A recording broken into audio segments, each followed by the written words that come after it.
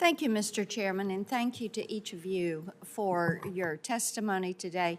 I think, Mr. Chairman, we have the power panel. I like this, 3 women, 1 guy. But a great topic for women to be leading on.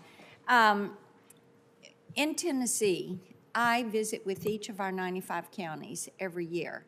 And this is your county and city and town mayors and local elected officials and small business owners. And to a person, the issue that regularly comes up is workforce.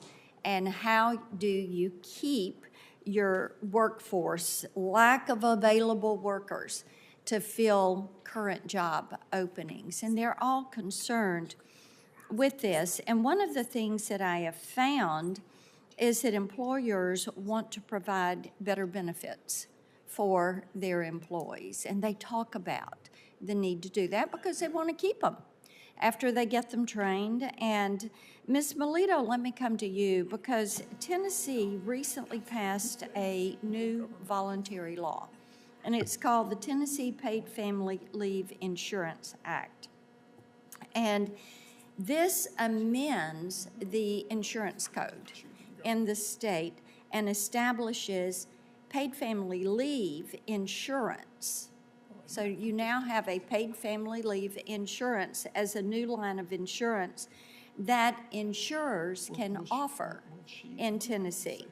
And how important is it and that your federal and state law allows employers to have that flexibility to opt in and to offer and to make a benefit like that available? Mm-hmm.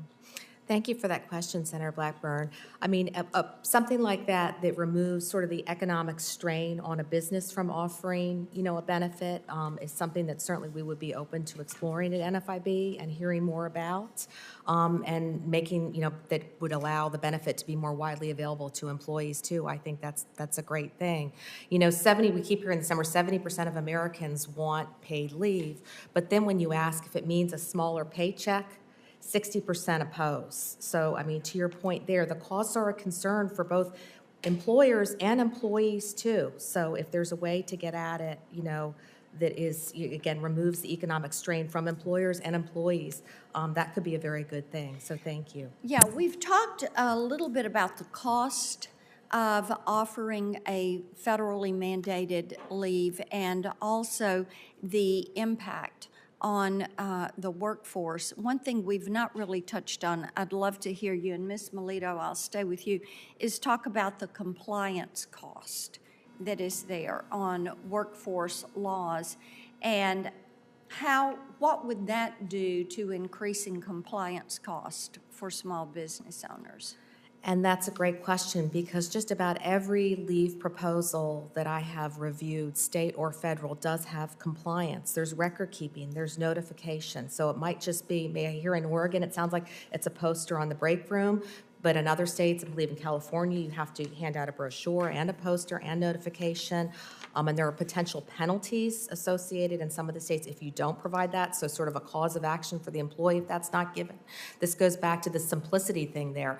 Small business owners don't have a professional HR person in most instances there. They're like Mr. Verhoeven. They are the HR person. So there is usually, again, almost always, I've always seen a record keeping, and that costs, that's time for the business owner. And then there's reliability risk too if you don't do it right. So thank you. All right, let me, Ms. Gressler, let me come to you. What about unintended consequences that could result from changing the idea of something that's considered a benefit that employers can offer to something that is federally mandated and that the government mandates employees have to have this? So what would be the unintended consequences of making that flip?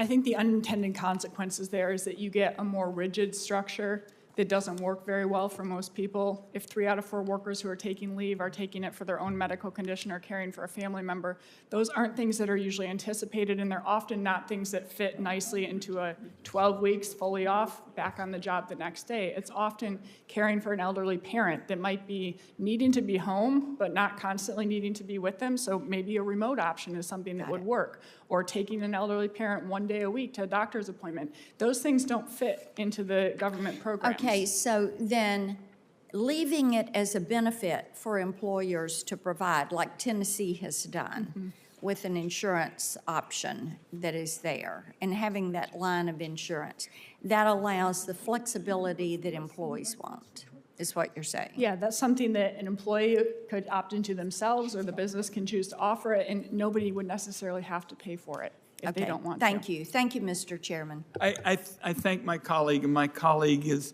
raising issues that